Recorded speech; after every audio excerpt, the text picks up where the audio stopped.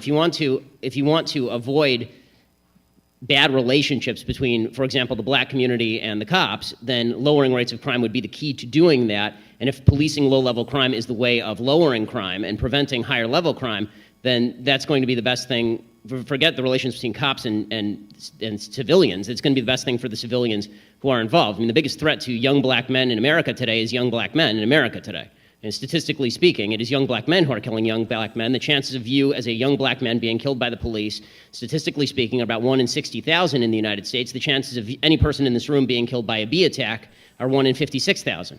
So your chances. So the idea that that low-level policing of crime is what is causing this is not true. I mean, it's not even true in the cases that are being cited particularly. It's certainly not true with regard to Michael Brown. Michael Brown was shot because Michael Brown went for a cop's gun inside the cop's car. Michael Brown was shot because he charged a cop by witness testimony, including the witness testimony of black witnesses. Eric Garner died because police were enforcing a law that, by the way, I think is a stupid law, but he died because he was resisting arrest and because the cops tried to put on him a submission hold, which is not a justification of excessive force, which I think there was in that case. The problem is excessive force. The problem is not policing of low-level crime and trying to do what many places are now doing, including New York City, which is get rid of low-level crime and pretending that this is going to solve the problem. It's not going to solve the problem. It's going to make the problem a lot worse because a lot more people are going to think they can get away with crime. And number one way to avoid confrontations with the police is not to commit crimes in the first place. I know the historical significance of how our parents would try to make sure don't mess up, don't break the rules, because there's thousands of written rules, and then for us, there's the unwritten rules. Do you think the unwritten rules are the same now as they were in the time of your grandparents? Because you're saying absolutely. That really? My son, let me tell you why. Absolutely. Absolutely. The unwritten rules, we have to make certain that we're teaching our children.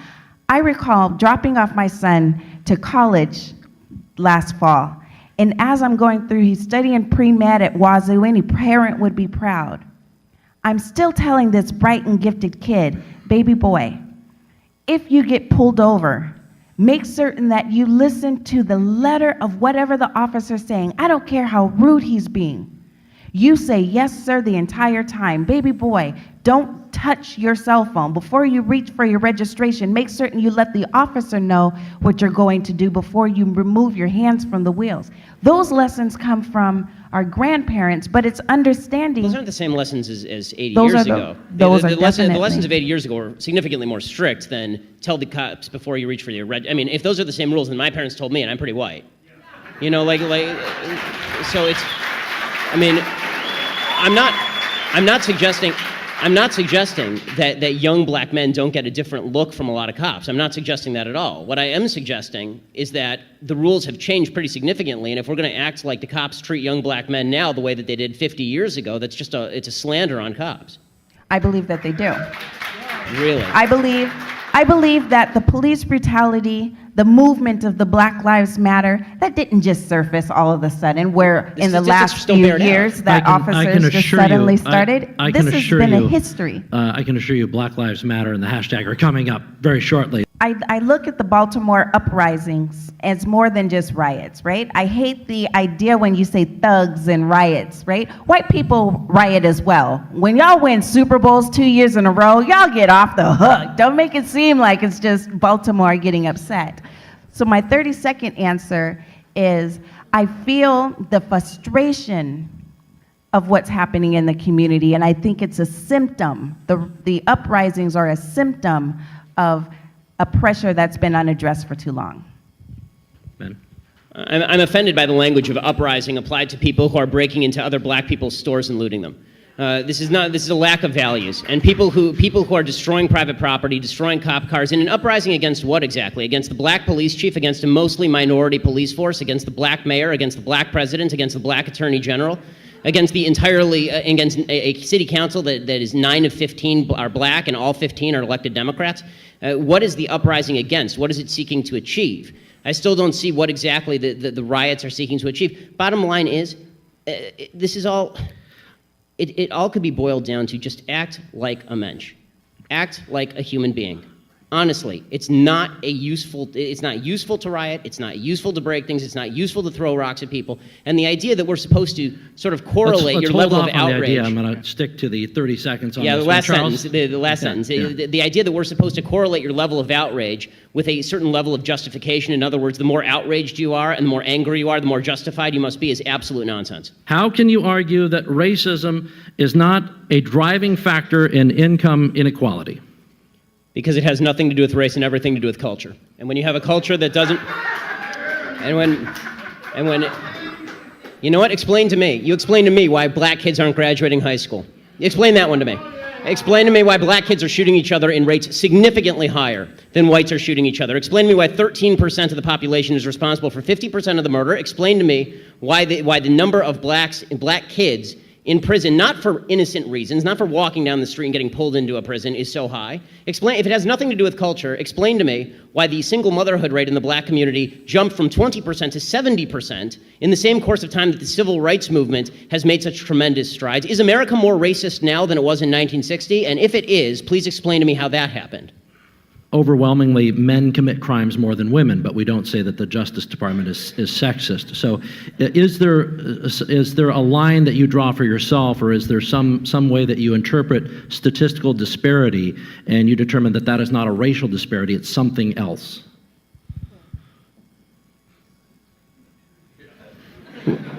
Well, we can return to it. That's okay too. Ben, did you want to? Yes, it's called evidence of racism. When there is no evidence of racism, it's probably not racism. When there is actual evidence of racism, it's probably racism. And the fact that everybody jumps from there's inequality and therefore there is inequity, just because there's inequality does not mean there was inequity. But there has to be racism. You can't say there's no racism. Without evidence? No. I'm just saying that I don't know which animal. Maybe we're talking about dogs or something. I'm talking about human beings, and I'm like, human beings are most likely going to have racial prejudices. I'm just so sorry. I'm just so sorry. I don't know. I don't come from. I come from planet Earth. Charles, I want to ask you a question. So your default is that when there is no evidence, racism is the deciding factor. That is No, I was not saying that.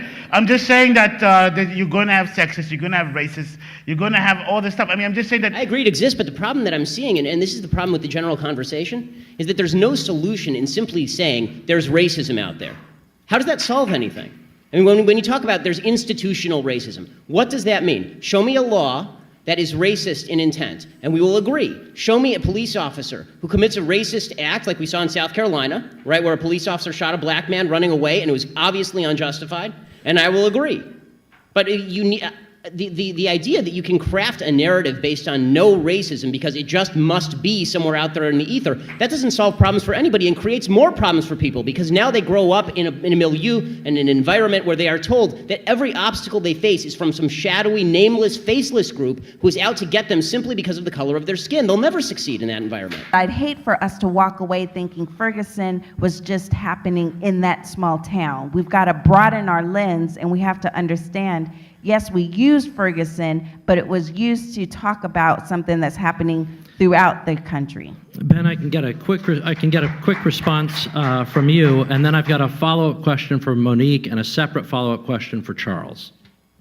On the Black Lives Matter idea, I want to find the people. I want to find the people alongside you who think Black lives don't matter.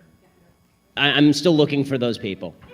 Really, I mean, like the implication is, of course, that for a bunch of people out there, for some reason, they're fine with black people getting shot in the street for no reason. Hands up, don't shoot was based on a lie. That's problematic. The idea that there is a huge number of black young men who are being shot for no reason by police officers is not statistically true. It's just not statistically true. The fact is that according to statistical studies at John Jay College, if you are a white man in a similar confrontation with police, you have a better chance of being shot by police than if you are a young black man. More white men are shot by the police every year in the country than young black men are shot by police in the country. The idea that there is a spate, and there's an easy proof. We know all of their names. We know all of their names. When there are 30 million black men in America. Okay, when we know President Obama said that we have a spate, it's a slow rolling crisis. Once every couple of weeks we have a case that's under dispute. So let's take his statistic. Okay, so let's say it's 26. Not one is too many, and we all agree. But is it really a slow-rolling crisis with a broad trend across the nation when there are 30 million black people in the entire country, and 26 people are shot under disputed circumstances, and probably at least half of those, the cop is at least justified? In Michael Brown, he was justified. Okay, and so basing it on falsities, you can't base a narrative online.